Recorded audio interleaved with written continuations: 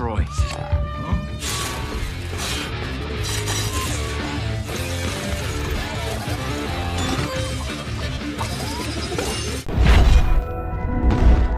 Hey Sliver, selamat datang. Di teman tidur kali ini kita bakal nyeritain cerita seru lagi nih. Sekarang kita bakal ceritain tentang cerita robot yang sangat menarik tentunya. Judul filmnya adalah Big Hero 6. Nah, film yang satu ini merupakan film animasi yang mengadaptasi karakter Marvel Comics yang pada saat itu telah diakuisisi oleh Disney sendiri nih.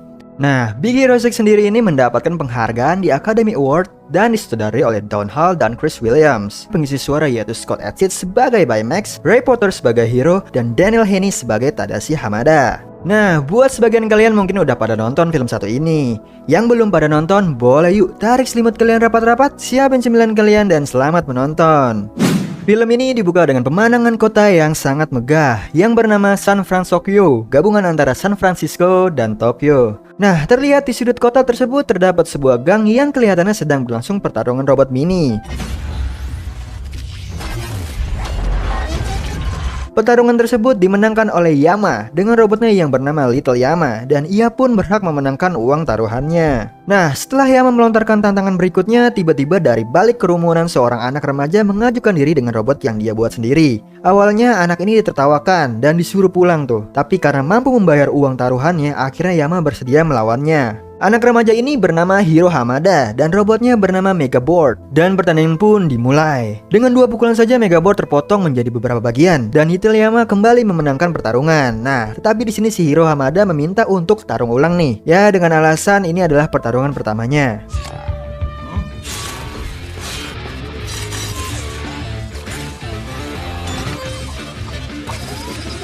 Di pertarungan ulang inilah Hiro memperlihatkan kekuatan Megaboard yang sesungguhnya. Di sini Yama marah nih, lalu merebut Megaboard dari Hiro. Di sini beruntung Tadashi datang menyelamatkan Hiro. Si Tadashi ini merupakan kakaknya Hiro nih guys. Mereka pun berupaya kabur sementara Megaboard menghajar Yama untuk melepaskan diri lalu menyusul Hiro. Diketahui sendiri Hiro ini merupakan anak yang sangat jenius dan ia bahkan menyelesaikan SMA-nya di usia 13 tahun nih. Dalam upayanya meloloskan diri, ternyata patroli polisi malah menghadang hingga mereka akhirnya pun ditahan dan dimasukkan ke sel. Beberapa saat kemudian mereka dibebaskan oleh BB Cash yang selama ini merawat mereka. Setibanya di rumah Hiro, langsung menuju ke komputer nih untuk mencari pertarungan robot ilegal lainnya. Nah, di sini Tadashi menegurnya dan berusaha untuk mencegahnya, tapi Hiro tidak memperpedulikannya. Tadashi pun bersedia mengantarkannya ke lokasi taruhan robot tersebut. Namun ternyata Tadashi malah membawa Hiro ke San Francisco Institute of Technology, tempat Tadashi kuliah, dengan alasan ingin mengambil sesuatu. Nah, Tadashi mengajak Hiro masuk ke kampusnya untuk menunjukkan suasana lab dan memperkenalkan Hiro kepada teman-temannya di klub kutu buku.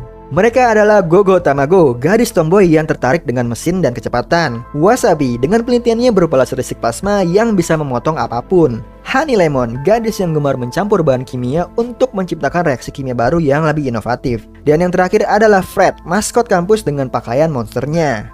Nah, si Fred ini sebenarnya nggak ngerti sains. Ia cuma tertarik dengan komik dan memimpikan suatu saat nanti menjadi seorang hero. Setelah berkenalan, Tadashi lalu mengajak Hiro masuk ke rumah tempatnya meneliti. Di sini Tadashi secara sengaja membuat Hiro berteriak dan membuat lengannya kesakitan, yang ternyata membuat sebuah box berwarna merah terbuka.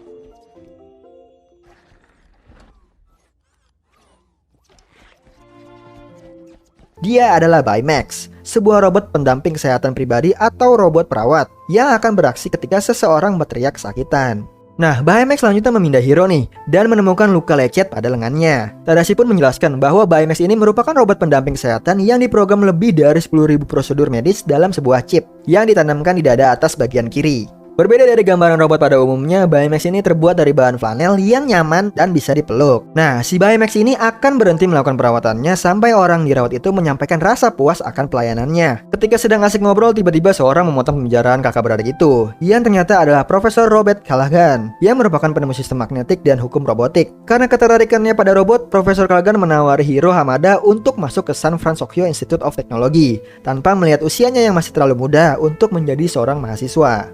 Keesokan harinya, Tadashi menjelaskan pada Hiro Hamada bahwa setiap tahun Francisco Institute ini mengadakan pameran karya mahasiswa. Karya yang mampu membuat Profesor Callaghan terkesan akan terpilih untuk masuk menjadi mahasiswa. Nah, karena idenya stuck, Tadashi mengangkat Hiro secara terbalik nih, agar dia mendapatkan ide yang lebih fresh. Di momen inilah Hiro melihat Megaboard dan tiba-tiba ide pun terlintas. Hiro bergegas langsung ke garasi nih untuk bekerja dan akhirnya berhasil membuat ribuan unit benda kecil berwarna hitam.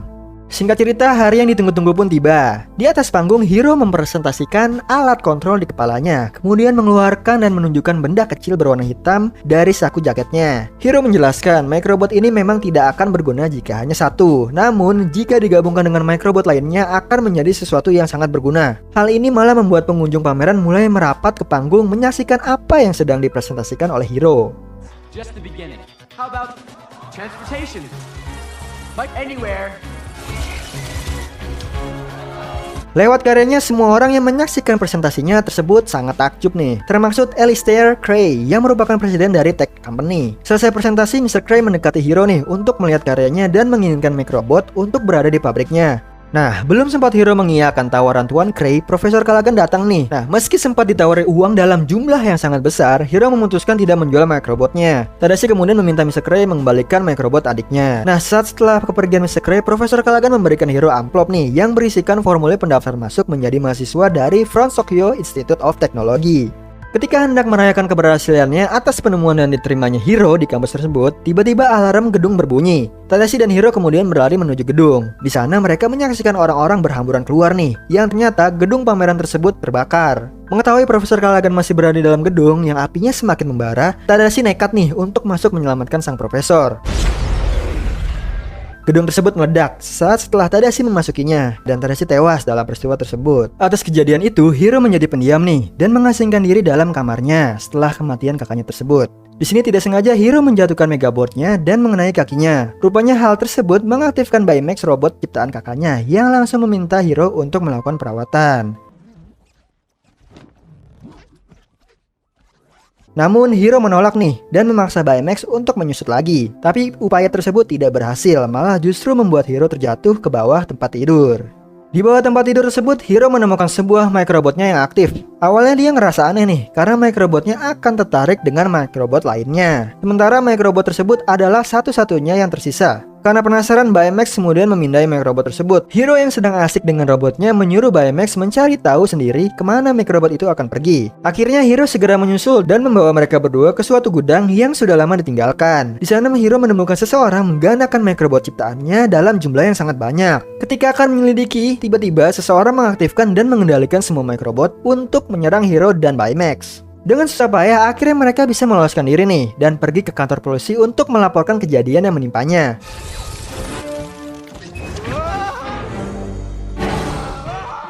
Polisi tidak yakin nih atas laporan tentang dirinya yang diserang oleh sosok misterius bertopeng dan meminta Hiro untuk menuliskan nomor telepon orang tuanya agar bisa menelponnya dan menjemput mereka. Di saat itulah Hiro dan Baymax menghilang dari hadapan polisi. Di kamarnya, ketika Baymax dimasukin ke box untuk dicas, tiba-tiba Baymax memanggil nama Tadashi yang membuat Hiro kaget dan terbangun.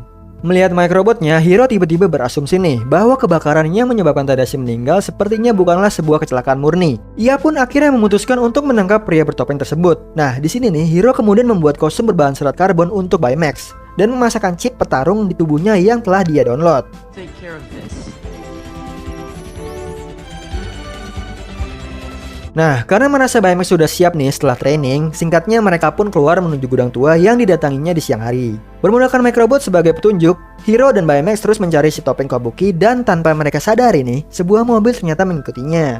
Kemudian muncul bayangan dari dalam laut nih, dan dengan jelas terlihat si topeng Kabuki yang membawa sebuah benda berlambangkan burung balet. Di saat Baymax akan beraksi nih, tiba-tiba Hiro dikejutkan dengan kehadiran teman-temannya yang ternyata telah mengikutinya dari tadi. Si topeng Kabuki kemudian muncul memegang sebuah peti kemas membuat Hiro dan teman-temannya kaget bukan main nih. Hiro pun menyuruh teman-temannya untuk pergi dan setelah itu meminta Baymax untuk menangkap si topeng Kabuki. Namun apa yang Hiro harapkan ternyata tidak sesuai dengan kenyataan. Baymax malah muncul dengan cara melayang dari langit. Mereka pun memutuskan untuk melarikan diri. Si topeng Kabuki ini terus mengikuti mereka. Tiba-tiba Wasabi menghentikan mobilnya tanpa alasan.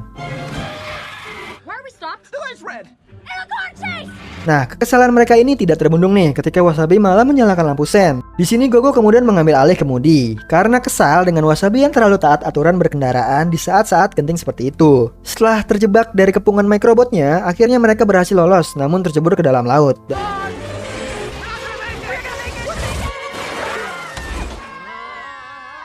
Dan sekali lagi nih, si Baymax segera menolong mereka dan menariknya ke atas. Dalam keadaan basah kuyup dan kedinginan, keenam sahabat ini akhirnya tiba di rumah Fred. Hiro kemudian memperlihatkan gambar burung walet yang dia lihat sebelumnya kepada teman-temannya dan bertanya adakah yang mengetahui lambang tersebut. Fred kemudian berteori nih bahwa Tuan Krei adalah si topeng kabuki karena selama ini dialah yang sangat menginginkan microbotnya. Nah, tapi di sini Hiro masih tidak yakin nih. Di saat sedang kebingungan, Baymax berujar nih bahwa orang tersebut memiliki golongan darah AB. Hiro kemudian memiliki ide memperbarui teman-temannya dengan membuat kostum superhero dan senjata mereka masing-masing.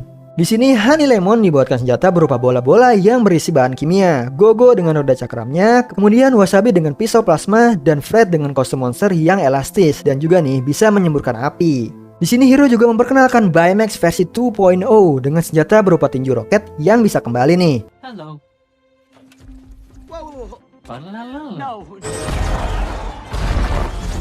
Untuk membuat teman-teman yang bertambah takjub, Baymax mengeluarkan sayapnya yang selanjutnya Hiro naik ke belakang Baymax dan memerintahkannya untuk terbang nih, dan mereka pun meluncur. Di sini Hiro kemudian meminta Baymax untuk mengaktifkan sensor supernya yang memindai seluruh kota dan sekitarnya. Baymax kemudian menemukan kecocokan dan menunjukkan sebuah pulau di seberang. Hiro dan teman-temannya memutuskan berangkat menuju pulau tersebut dan mendarat di sebuah lokasi gedung yang disegel oleh pemerintah. Nah, karena kaget tiba-tiba mereka berteriak nih dan mengeluarkan semua senjata mereka. Yang lucunya, ternyata itu adalah seekor burung merpati. Mereka akhirnya masuk ke dalam sebuah lab yang kelihatannya sudah tidak terpakai lagi. Namun akibat konstruksi bangunan tersebut, sensor Baymax tidak berfungsi dengan baik nih. Nah, di dalam sebuah ruangan kontrol, Hiro membuka monitor yang ternyata monitor tersebut berisi beberapa video yang memperlihatkan Mr. Krei memperkenalkan proyeknya yang bernama Silent Spyro kepada seorang jenderal dan beberapa orang lainnya. Video ini ternyata adalah proyek percobaan teleportasi gagal yang menyebabkan seorang pilot wanita bernama Abigail tewas. Akibat dari kecerobohan Mr. Krei sendiri yang tetap bersikeras melanjutkan percobaannya dan tidak memberitahui ketidakstabilan energi di mesin teleportasinya.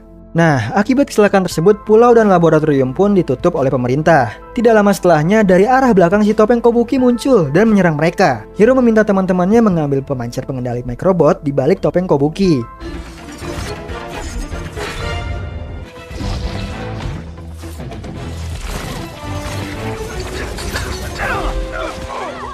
Upaya keras mereka ternyata berhasil nih setelah Hiro menghempaskan musuhnya dan membuat topengnya terjatuh.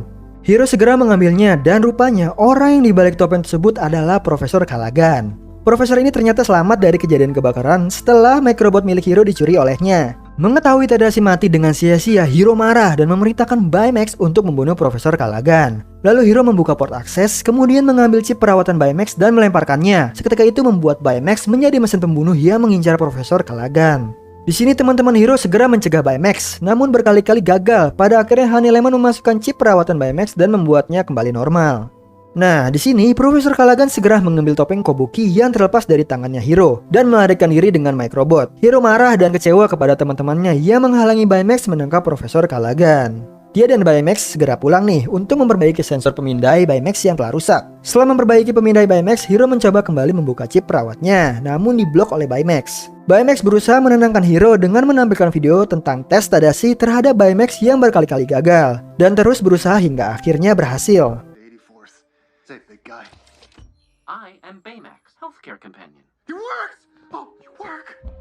Melihat usaha Tadashi dalam menciptakan Baymax, membuat Hiro menyadari bahwa membunuh Profesor Callaghan sebenarnya bukanlah hal yang diminta oleh Tadashi. Di sini teman-teman Hiro pun akhirnya datang dan berjanji kepada Hiro untuk membantu menangkap Profesor Callaghan dengan cara yang benar. Selanjutnya Lemon menunjukkan kembali video yang belum selesai mereka tonton di laboratorium tadi. Dalam video tersebut akhirnya mereka mengetahui nih bahwa sang pilot tes yang terjebak dan menjadi korban portal teleportasi itu adalah anak dari Profesor Callaghan. Mereka pun berkesimpulan bahwa Profesor Callaghan pengen balas dendam kepada Mr. Krei atas kematian putrinya. Di suatu pagi yang cerah di sebuah gedung, tampak Mr. Krei berpidato dalam pembukaan pabriknya. Namun belum beberapa lama, tiba-tiba ribuan microbot bermunculan dari atas gedung yang membuat para tamu yang hadir berhamburan. Profesor Callaghan yang mengontrol microbot kemudian menangkap Mr. Krei dan juga mesin teleportasi ke atas gedung untuk menyatukannya lalu menopangnya sehingga mesin tersebut aktif. Perlahan-lahan benda yang ada di sekitarnya mulai tersedot nih masuk ke dalam portal. Hal ini dilakukan oleh Profesor Callaghan sebagai bentuk balas dendamnya dengan cara yang sama seperti anaknya yang tersedot ke dalam portal. Hiro dan teman-temannya